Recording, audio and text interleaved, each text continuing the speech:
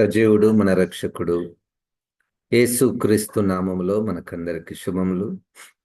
దేవుడు మనల్ని ప్రేమిస్తున్నాడు. ఆయన నిత్య ప్రణాళికలో మనల్ని జ్ఞాపకం చేసుకొని ఉన్నాడు గనుక మనము జీవించి ఉన్నాము, బ్రతికి ఉన్నాము. బ్రతికి ఉన్నప్పుడే ఆయనను మనము స్తుతించుటకు, ఆయన మార్గంలో నడుచుటకు సాధ్యము.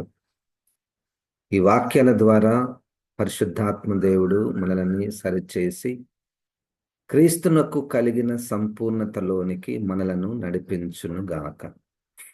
35వ కీర్తన 13వ అధ్యాయములో చివరి మాటను ధ్యానం చేసుకుందాము. 35వ కీర్తన 13వ వచనము.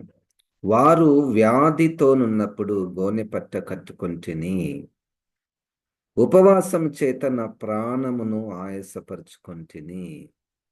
అయినను నా ప్రార్థన నా ఎదలోనికే తిరిగి వచ్చి ఉన్నది.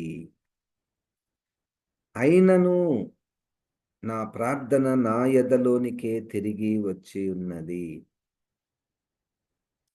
ఇక్కడ దావీదు గారి విషయంలో ఒకవైపు ఒక గుంపు వారు తరుముచున్నారు, ప్రాణము తీయవలనని చూస్తున్నారు, అబద్ధ సాక్ష్యాలు పలుకుచున్నారు. ఇక ఎన్నో విషయాలు శత్రువులు తరుముచున్నారు, వ్యాజ్యమాడుచున్నారు, పోరాడుచున్నారు. వారు ఈటె దూసి నన్ను తరుముచున్నారు, నా ప్రాణం తీయగోరుచున్నారు, అవమానపరచుచున్నారు అని ఒకవైపు. రెండో వైపు తన వైపు నుండి నేను వారి ఎడల ఏ విధంగా ప్రవర్తిస్తున్నాను, నేను చూడండి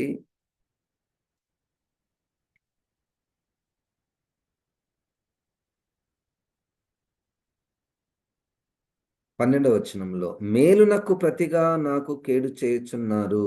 మేలు నేను, వారు కీడు చేసిన నేను మాత్రం వారికి మేలే చేస్తున్నాను. వారు వ్యాధితో ఉన్నప్పుడు గోనెపట్ట కట్టుకొని ఉపవాసము చేత నా ప్రాణమును ఆయాసపరుచుకొంటిని. అంటే శత్రువులను కూడా క్షమించి ప్రేమించే మనస్సు దావీదు గారికి అనేక సందర్భాలలో ఉన్నట్టు వాక్యములో మనం చూడగలము. అయినా నా ప్రార్థన నా ఎదలోనికే తిరిగి వచ్చి ఉన్నది. అంటే ఒక మాటలో, నేను ఇంతగా మంచిగున్నా, పవిత్రముగా ఉన్నా, పరిశుద్ధంగా ఉన్నా, శత్రువుల కొరకు ప్రార్థన చేస్తున్నా, వారికి మేలే చేస్తున్నా, అయినప్పటికీ నా ప్రార్థన ఎందుకు వినబడము లేదు, నా ప్రార్థనకు జవాబు రావడం లేదు. ఏంటి నా ప్రార్థన? దేని కొరకు ప్రార్థన చేస్తున్నాడు? శత్రువుల నుంచి విడిపించడానికి. నా శత్రువుల నుంచి దేవా నన్ను విడిపించు, నన్ను రక్షించు అని ఈ ప్రార్థన వినపడ్డం లేదు. అంటే శత్రువు ఇంకా పెట్టరేగిపోతున్నాడు అన్నటువంటి సందర్భము దావీదు గారి జీవితంలో వచ్చి ఉన్నది. నా ప్రార్థన దేవుడు వినడం లేదు, నాకు జవాబు రావడం లేదు. ఇది మాట్లాడుతున్న సమయానికి మనకు కూడా అటువంటి అనుభవాలు ఎన్నో ఉన్నాయి. మనము అనేక విషయమై ప్రార్థన చేస్తుంటాము, మన ప్రార్థనకు జవాబు రాదు. మన ప్రార్థన మరలా మన ఎదలోనికే తిరిగి వచ్చి ఉన్నది. అంటే మన ఏడుపు అంతా దేవుని దగ్గర చెప్పుకుంటే మరలా ఏడుపే మనకు తిరిగి వచ్చింది.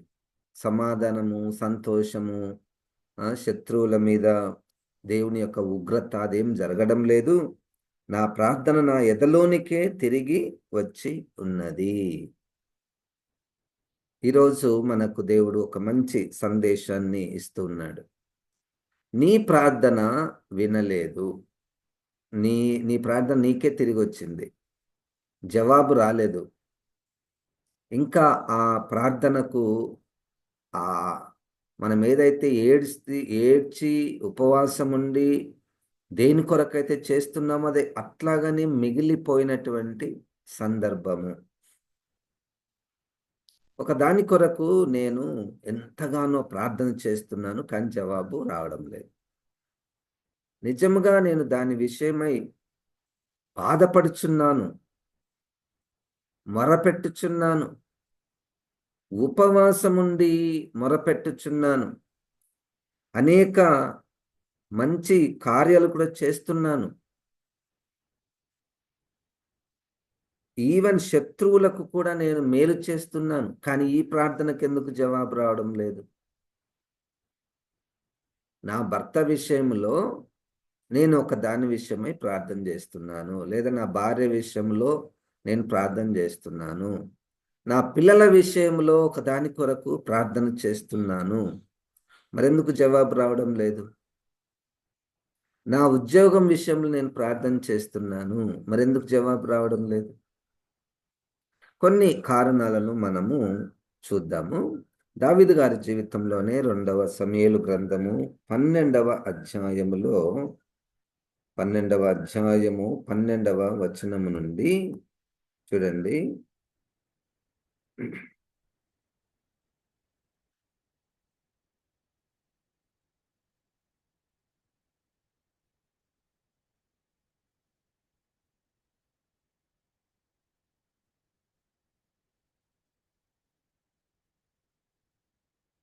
ఆ,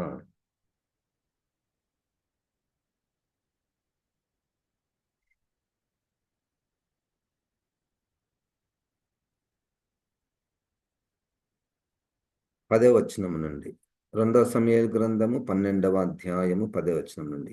నీవు నన్ను లక్ష్యము చేయక హిత్తీయుడగు ఊరియా భార్యను నీకు భార్య ఎగునట్లు చేసుకొనినందున నీ ఇంటి వారికి సదాకాలం యుద్ధము కలుగును. నా మాట ఆలకించుము. యెహోవానగు నేను సెలవిచ్చినదేమనగా, నీ ఇంటి వారి మూలముననే నేను నీకు అపాయము పుట్టింతును. నీవు చూచుచుండగా నేను నీ భార్యలను తీసి నీ చేరువ వానికి అప్పగించెదను. పగటి యందు వాడు వారితో శయనించును. నీవు ఈ కార్యం రహస్యముగా చేసేటివి గాని ఇశ్రాయేలందరూ చూచుచుండగా పగటి యందే నేను చెప్పిన దానిని చేయింతునను అనెను. రహస్యముగా ఒక తప్పిదము జరిగింది దావీదు గారి నుండి. రహస్యముగా జరిగింది. కానీ శిక్ష పబ్లిక్గా ఉంటుంది. ఒక కేసు ఇది. ఈ రహస్యంగా జరిగినటువంటి పాపము విషయమై ఆయన వెంటనే ఒప్పుకోలేదు. నాతాను గారు వచ్చి చెప్పేంత వరకు ఒప్పుకోలేదు. 13వ వచనంలో, నేను పాపము చేసితినని దావీదు నాతాను తనగా, నాతాను నీవు చావకొనున్నట్లు యెహోవా నీ పాపమును పరిహరించెను. అయితే ఈ కార్యము వలన యెహోవాను దూషించుటకు ఆయన శత్రువులకు నీవు గొప్ప హేతువు కలగచేసితివి గనుక నీకు పుట్టిన బిడ్డ నిశ్చయముగా చచ్చునని దావీదుతో చెప్పి తన ఇంటికి వెళ్ళెను. యెహోవా ఊరియా భార్య దావీదున కనిన బిడ్డను మొత్తినందున అది బహు జబ్బు పడెను. దావీదు ఉపవాసముండి లోపలికి పోయి రాత్రంతయు నేలపడి ఉండి బిడ్డ కొరకు దేవుని బతిమాలగా. ఉపవాసము, రాత్రంతా నేల మీద పడి బతిమాలగా, ఇంటిలో ఎన్నిక అయిన వారు లేచి అతన్ని నేల నుండి లేవనెత్తుటకు వచ్చిరి గాని అతడు సమ్మతింపక వారితో కూడా భోజనం చేయక ఉండెను. ప్రార్థన, ఎంత ప్రార్థన అంటే, కుమారుడు చనిపోతున్నాడు, జబ్బు వచ్చేసింది. 7వ దినమున బిడ్డ చావగా బిడ్డ ప్రాణంతం ఉండగా మేము అతనితో మాట్లాడినప్పుడు అతడు మా మాటలు వినక ఉండెను. ఇప్పుడు బిడ్డ చనిపోయినని మనము అతనితో చెప్పిన యెడల తనకు తాను హాని చేసుకునేమో అనుకుని దావీదు సేవకులు బిడ్డ చనిపోయిన సంగతి అతనితో చెప్పవెరచిరి. బిడ్డ చనిపోయెను, ప్రార్థన చేసెను. ఉపవాసము, రాత్రంతయు నేల మీద పడి భోజనం చేయకుండా బ్రతిమిలాడుకుంటున్నాడు దావీదు గారు. తిరిగి తన ప్రార్థన తన ఏదలోనికే వచ్చెను. అప్పటి వరకు దావీదు అభిషేకించబడిన వాడు. అప్పటి వరకు తనను ప్రాణము తీయాలని చూస్తున్నటువంటి వారిని కూడా ఆయన చంపలేదు, తిరిగి చంపలేదు. అప్పటి వరకు తన కుటుంబంలో జరిగిన సంఘటనల విషయంలో కూడా ఆయన ఓర్పు కలిగి ఉన్నాడు. ఎంతో మంచివాడు. అసలు బయటికి చూస్తే దావీదు గారు, ఇక ఈయన లాంటి భక్తిపరుడు, స్తుతించేవాడు ఎవరుంటారు? ఈయన ప్రార్థన వినకపోవడం ఏంటి అని ప్రజలందరికీ ఒక ప్రశ్న. ఇప్పుడు ఈ సందర్భంలో తన ప్రార్థన తన ఎదలోనికే వచ్చెను. అంటే ఇక్కడ మనము మొదటి పాఠం ఏం నేర్చుకోవాలంటే, మనం చేసే ప్రార్థన మీదనే మన దృష్టి ఉంటుంది. నేను ఇంతగా అడుగుతున్నాను, ఇంతగా బ్రతిమలాడుకుంటున్నాను, ఉపవాసం ఉండి ప్రార్థన చేస్తున్నాను. కానీ ఇక్కడ ఒక చిన్న కిటుకు అడ్డం పడింది. అంటే ఇప్పుడు మనం మరలా వెనక్కి తిరిగి చూచుకోవాలి. నా ప్రార్థన వినకపోవడానికి, తిరిగి రావడానికి, జవాబు రాకపోవడానికి కారణము నాలో ఏదైనా ఉన్నదా? ఇది పాఠం. నాలో చీకటి పనులు కలిగి నేను ఎంత మేలు చేసినా, ధర్మకార్యాలు చేస్తున్నా, భక్తి కార్యక్రమాలు చేస్తున్నా, నేను ఎన్ని చేస్తున్నా గాని తిరిగి ఆ ప్రార్థనకు జవాబు రాకుండా ఉండుట జరుగుతుంది. అసలు శత్రువుల కొరకు ఉపవాసం ఉండడం ఏంటి? ఎంత గొప్ప భక్తి కలిగినటువంటి వ్యక్తికి తిరిగి ప్రార్థన అది జవాబు రాలేదు. ఇంకొక సందర్భంలో మలాకీ గ్రంథంలో 2వ అధ్యాయములో 13వ వచనములో, మలాకీ గ్రంథము 2వ అధ్యాయము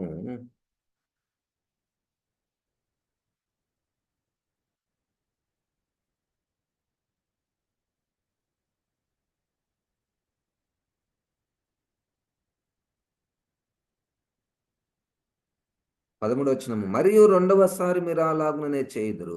యెహోవా బలిపీఠమును మీరు ఏడ్పుతోనూ కన్నీళ్లతోనూ రోదనముతోనూ తడుపుదురు.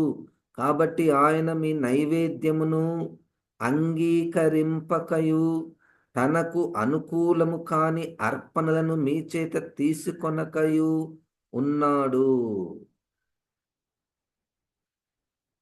బలిపీఠాన్ని కన్నీళ్లతో, రోదనముతో తడుపుచున్నారు.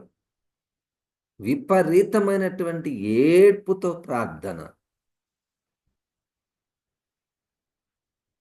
చాలామంది ఏడ్చుకుంటూ ప్రార్థన చేస్తారు. అయినను మీ ప్రార్థన నేను వినను.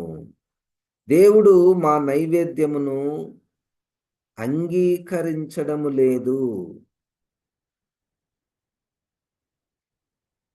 జవాబు 14వ వచనంలో, అది ఎందుకని మీరడుగగా, ప్రభువా కన్నీళ్లు పెట్టి నేను ఏడుస్తున్నాను, ఎందుకు మా ప్రార్థనను వినడం లేదు అంటే, కుటుంబంలో సమస్య ఉంది. యవ్వన కాలమందు నీవు పెళ్లి చేసుకుని అన్యాయంగా విసర్జించిన నీ భార్య పక్షమున యెహోవా సాక్షి ఆయను.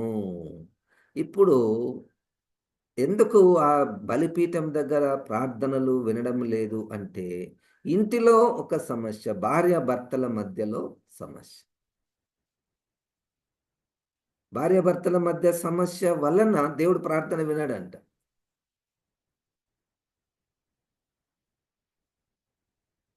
నీ భార్యను విషయములో, నీ భర్త విషయములో నీవు ఎలాగు ఉన్నావు? దేవుడు నువ్వు పెళ్లి చేసుకున్నప్పుడు చేసిన ప్రమాణాలకు సాక్షి ఆయను. ఆమెను లేదా ఆయనను విడిచిపెట్టాలని మీ భార్యల విషయంలో విశ్వాసఘాతకులుగా మీరున్నారు. 15వ వచనంలో ఇప్పటికే అన్యులను వివాహం చేసుకొని మీరు అలాగూ చేయకూడదని తెలిసినా మీరు అలాగూ చేసుకొని ఉన్నారు. తర్వాత మరలా పరిత్యజించుట అంటే విడాకులిచ్చి దూరంగా ఉండుట. అవి దేవునికి అసహ్యమైనటువంటి కార్యములని మీకు తెలియదా? చూడండి, నా ప్రార్థన ఎందుకు వినడం లేదు అంటే, నా భార్య విషయంలో, నా భర్త విషయంలో నేను సరిగ్గా లేను. ఇది గుర్తించక మనము చర్చిలోనికి వచ్చి లేదా ఇంకొక కార్యక్రమంలోనికి వెళ్ళి బాగా ఏడుపుతో, కన్నీటితో ఉపవాసం ఉండి నేల మీద పడి ప్రార్థన చేస్తుంటాము. జవాబు రాదు. మన దృష్టి మన భక్తి మీద ఎక్కువుంది. మన దృష్టి అంతా కూడా, మన నమ్మిక అంతా నా భక్తి మీద ఉంది, కానీ నా జీవితం మీద తక్కువ ఉంది. అసలు కనపడడం లేదేమో. అసలు నా నా భార్య దగ్గర, నా భర్త దగ్గర నేను సమాధానంగా ఉండుట. అక్కడ సమాధాన పడండి. యేసుక్రీస్తు అయితే ఇంకొక మెట్టెక్కి, నువ్వు చర్చిలో కానుకలేస్తావు కదా, కానుకలేస్తున్నప్పుడు ఒకవేళ నీ సహోదరునితో నువ్వు ద్వేషము గుర్తుకొస్తే వెళ్ళి సమాధానపడి అప్పుడొచ్చి కానుక వేయండి. ఇది ఒక కేసు. భార్యాభర్తల మధ్యలో పిల్లలు సమాధానము లేకుండా దేవునికి అయిష్టమైనటువంటి కార్యాలు వారిని ఇబ్బంది పెట్టి, మరలా మనము భక్తి మీద మనకు నమ్మిక ఉంటే, ఇక నేను ఇన్ని ధర్మకార్యాలు చేస్తున్నా, ఎంతమందికి సహాయం చేస్తున్నా, ఎంతమందికి ఎంత స్పాన్సర్ చేశాను, నేనెంత ఉపవాసం ఉన్నాను, ఎంత కానుక ఇచ్చాను, అయినా దేవుడు నా ప్రార్థన వినడం లేదు. చాలా మంది కానుకలు ఇచ్చుట ద్వారా దేవుడు మన ప్రార్థన వింటాడనే పెద్ద భ్రమలో ఉంటారు. దేవుడు జీవితమును కోరుకుంటున్నాడు. మన జీవితాలను, మన రహస్య జీవితాలను కూడా ఆయన చూస్తున్నాడు. అక్కడ కారణము దొరుకుతున్నది. మన రిలేషన్షిప్స్లో కారణం ఉంది. మన రహస్య జీవితంలో మన ప్రార్థన దేవుడు వినకపోవడానికి ఒక కారణము ఉన్నది. ఇంకొక మంచి 2వ కొరింథీయులకు రాసిన పత్రిక 12వ అధ్యాయము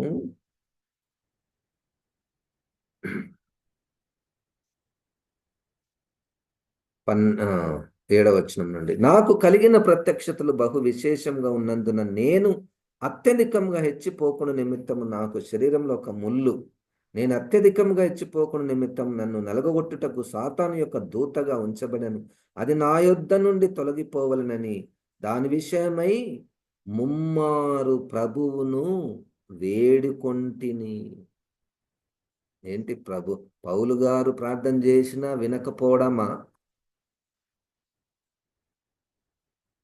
ప్రత్యక్షంగా చూచినవాడు, పిలుపునందుకున్నవాడు, ఆత్మను పొందుకున్నటువంటి వాడు, అనేకులకు సువార్త చెప్పినవాడు, సంఘాలను కట్టినటువంటి వాడు, అనేకులను ప్రభు వైపుకు త్రిప్పినటువంటి వాడు, యేసు మార్గంలో నడవాలని ఇష్టపడుతున్నవాడు, ఎంత తగ్గింపు కలిగినటువంటి వ్యక్తి.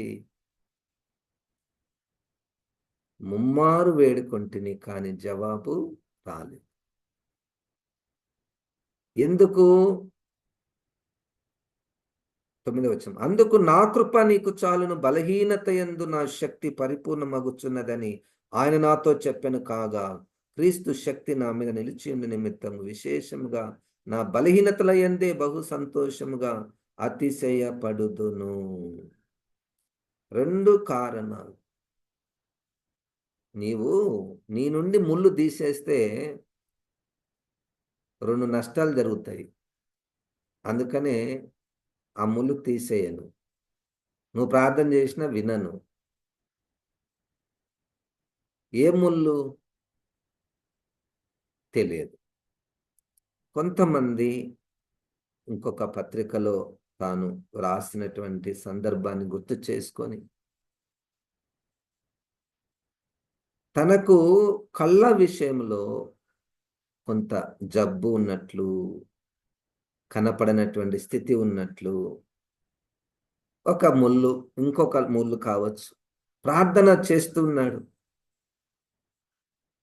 అరే! ఈయన ప్రార్థన చేస్తేనే ఎంతోమంది స్వస్థపరచబడ్డారు. ఈయనకు స్వస్థత లేదు. ఎంత పెద్ద ప్రశ్న ఇది. కారణము 2 కారణాలు. మొదటి కారణము, ఈ ముళ్ళు లేకపోతే నేను అతిశయిస్తాను, గర్విస్తాను, పాడైపోతాను. ప్రభువు నుండి దూరమైపోతాను. ఈ రోగము, ఈ ముళ్ళు ఉండుట మంచిదే. నంబర్ 1. నంబర్ 2, బలహీనతయందు దేవుని యొక్క శక్తి పరిపూర్ణమగును. నేను నా బలహీనతల యందే బహు సంతోషముగా అతిశయపడుదును. నా బలహీనత ఉన్నప్పుడు దేవుని యొక్క శక్తి నా మీద నిలిచియుండును.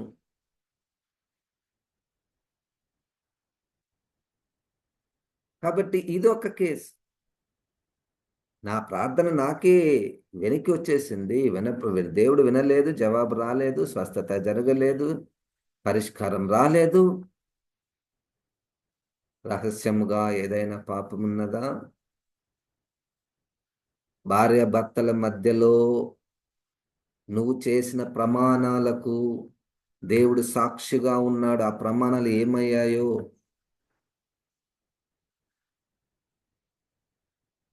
నా ఆస్తిలో సగభాగం అంటివి. మరి ఆస్తి విషయంలో ఎందుకు గొడవలు?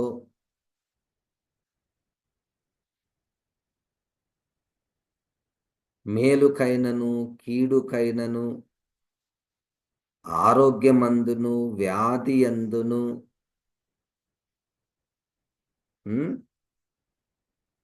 వేరొక పురుషుని కోరుకొనక, వేరొక స్త్రీని వైపు చూడక, అన్ని విషయములలో నిన్ను నా పాలి భాగస్థురాలిగా, నా పాలి భాగస్థునిగా, ఎన్నెన్నో మాటలు, ఎన్నెన్ని ప్రమాణములో, యేసు నామములో ప్రమాణము చేయుచున్నాం.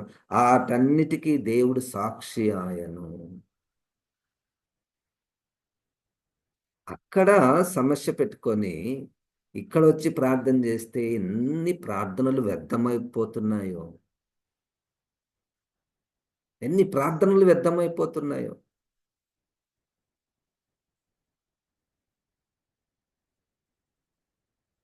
ఈ బలహీనత ఉండడమే మంచిది. నాకు ఈ బలహీనత, ఈ రోగము, ఈ సమస్య ఉండడమే మంచిది.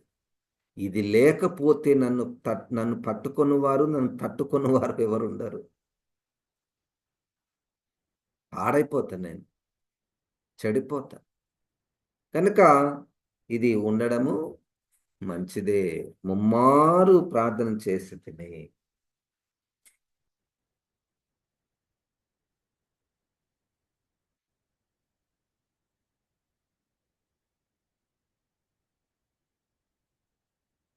ఒక్క మాట,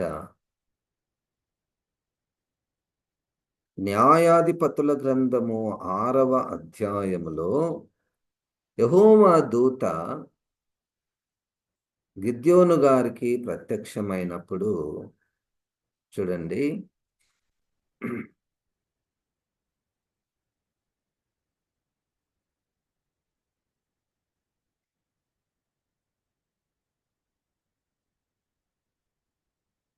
ఉమ్. 12వ వచనంలో యెహోవా దూత అతనికి కనబడి, పరాక్రమం గల బలాఢ్యుడా, యెహోవా నీకు తోడై ఉన్నాడని అతను తనగా గిద్యోను మాట్లాడుచున్నాడు. చిత్తము నా ఏలినవాడ, యెహోవా మాకు తోడై ఉండిన ఎడల ఇదంతయు మాకేల సంభవించెను.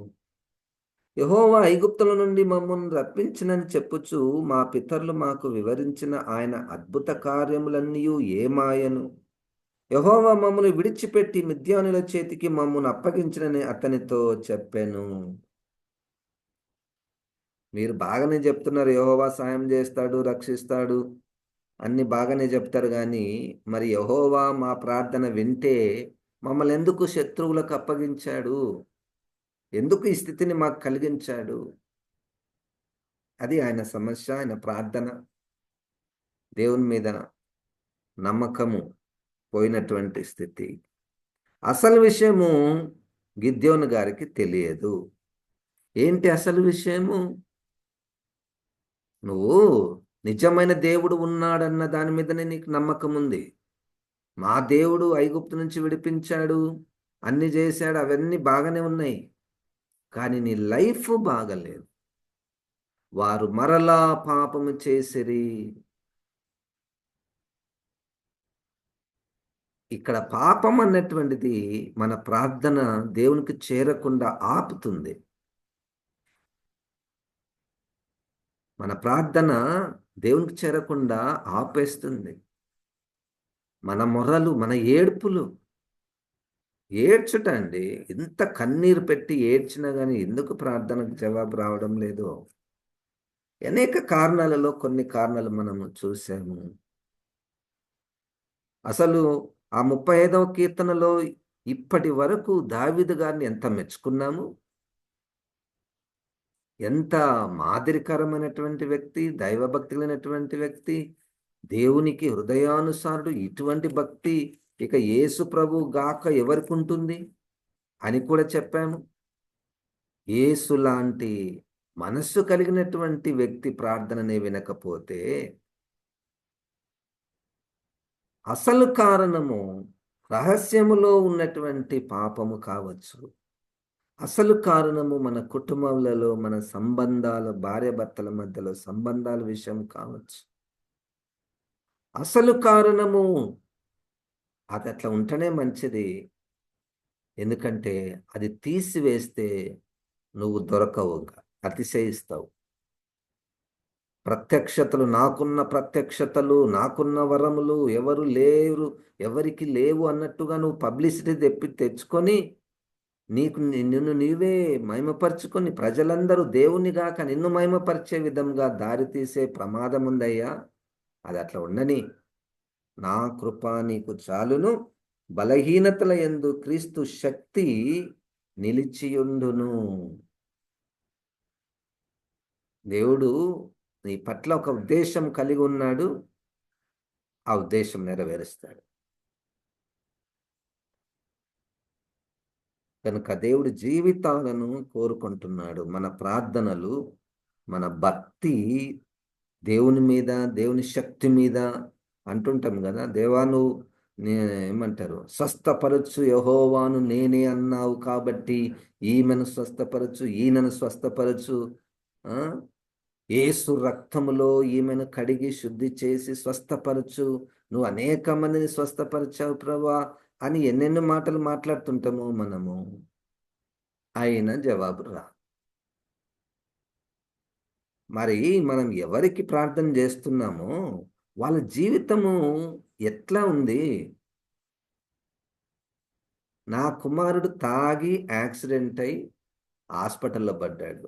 వెంటనే ప్రార్థన, ప్రభువా స్వస్థపరచు, స్వస్థపరచు, స్వస్థపరచు. ఎంత ఫూలిష్ ప్రేయర్స్ గదండీ!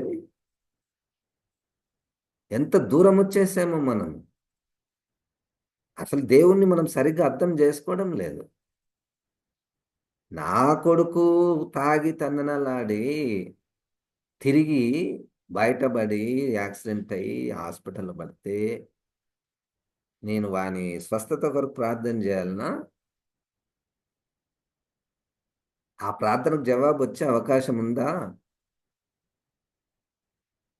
లేదా వీడు మారు మనసు పొందాలి ప్రభా, మంచిదే జరిగింది, ఇప్పుడైనా వాడు కళ్ళు తెరుచుకుంటాడు, ఇప్పుడైనా వారితో మాట్లాడు ప్రభా, ఇంకా కొంతకాలమైన మంచంలో ఉన్నా పర్వాలేదు కానీ వాడు మాత్రం మారు మనసు పొందాలి.